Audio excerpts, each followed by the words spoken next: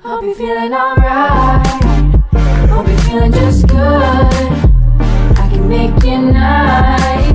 So come on baby, what's good, what's good? Hey guys, it's Ashley. So today I'm going to do this school makeup look, and this look is student budget friendly because I know as students, mahirap mag-invest sa mga pricey na makeup. So I made sure most of these products are very affordable and cheap, and you can find them in supermarkets or drugstore. So I'm not encouraging you guys to wear makeup to school every day. Well, personally, hindi din ako nagme-makeup every day sa school. This is what I do if ever I feel like wearing makeup. This is what I usually do if I want a natural, simple, yet quick look. Kasi ayaw naman natin malate sa kaka-makeup, diba? And sa school lang naman tayo pupunta. Ang priority is matuto. So yeah, without further ado, let's hop right into the video. Okay, so for the first step, you can't really skip this part. As in, skip nyo na lahat ng part ng tutorial na to except moisturizing. Currently, I'm using the Klairs Rich Moist Soothing Cream, and I think this is not available sa drugstore. But if it is, it's quite pricey. But you can buy any moisturizer naman sa drugstore. Alam ko may mga nakasachet pa. Hindi lang sa drugstore, pati sa mga supermarket. As in, kahit anong moisturizer, guys. It will help your skin feel more hydrated. Kasi yun naman talaga yung purpose ng moisturizer. It will hydrate your skin para mas fresh yung itsura mo everyday. It's important for you to be generous sa skin mo. Kasi importante talaga ang skincare kasi sa makeup. And if bawal kayo mag-makeup sa school, just follow the rules. And then after moisturizing, I'll be proceeding to cheek tint. And nilalagay ko to agad para if mag-wear off yung layers ng concealer, powder, andun pa rin yung blush. Kumbaga, parang blooming pa rin yung dating. The cheek tint that I'm using is from Genie, and this is in the shade Cherry Pink. And then, after putting on cheek tint, magko-concealer na ako, and I'm using the Maybelline Fit Me Concealer ko in the shade 25. Pag may pimples ako or any acne spot, hindi ko na siya tinatakpan kasi baka lalo lang siya ma-irritate. So, what I do is, kino-conceal ko lang yung eye bags ko kasi ang lala niya lagi, girl. Didraw lang ako ng triangle. And then, itong part ng nose ko kasi may blemishes ako na. And then, I blend it with the damp beauty blender. You can use your fingers naman if you don't have a beauty blender. Now, going back to what I was saying, na if I have pimples, hindi ko na kino-cover or kino-conceal kasi normal naman yun, guys.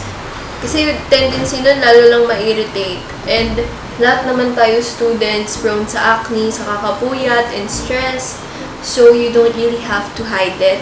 And then after applying concealer, I will be putting some powder, and this is the Johnson's Baby Powder, guys. As in, binili ko lang to sa supermarket nung isang araw para dito sa tutorial na to to prove that you don't really have to invest much sa makeup. Basta mamukha ka lang fresh, yun ang importante. And then, I'm gonna use a brush to blend it all in. You can use your hand din naman. Although, mas prefer ko kasi yung brush kasi mas nabiblend. And don't forget to apply rin sa neck mo para hindi ka salin na espasol. For the powder, I'll be using this Careline Best Brow Liner in the shade Taupe to fill my brows.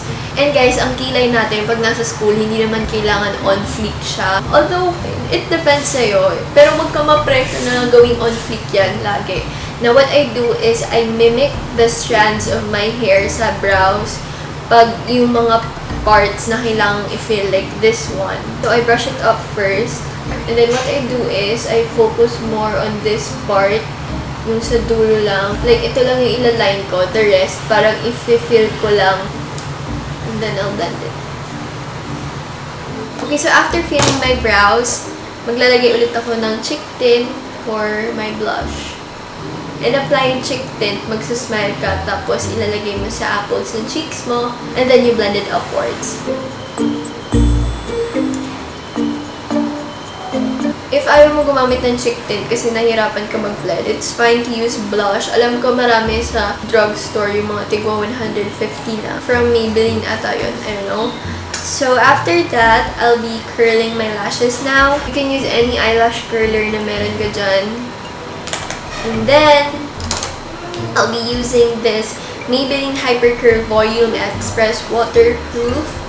Ayan, waterproof na siya if ever umiiyak ka sa sobrang hirap ng subjects mo. Although I must admit, ang hassle neto tanggalin pag after school na.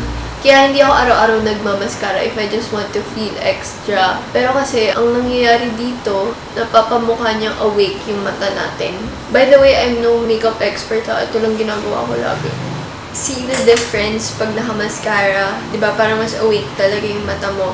Oh, I forgot I'll be setting my brows with a clear brow gel. I forgot the brand of this one. Pero maraming ganito na muna lang sa drugstore. Okay, so after that, I'll be putting some lip tint. I'll be using the Nivea MED Protection Lip Balm. Lagi ako nagli-lip balm sa school kasi minsan sobrang damig. Ang ending parang I have chappy lips. So yeah, that's it. Again, I'm not encouraging every one of you to wear makeup every day to school.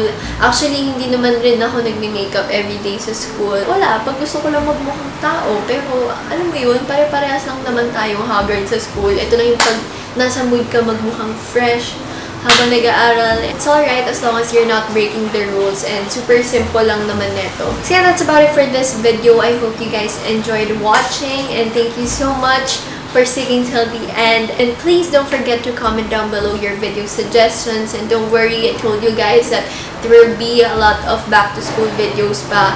And sorry, medyo na-delay na, but I'll do more, promise. And again, thank you so much for watching and I hope to see you on my next one. Bye! Hope you're feeling just good. I can make your night. Come on, baby, what's good? Hope you're feeling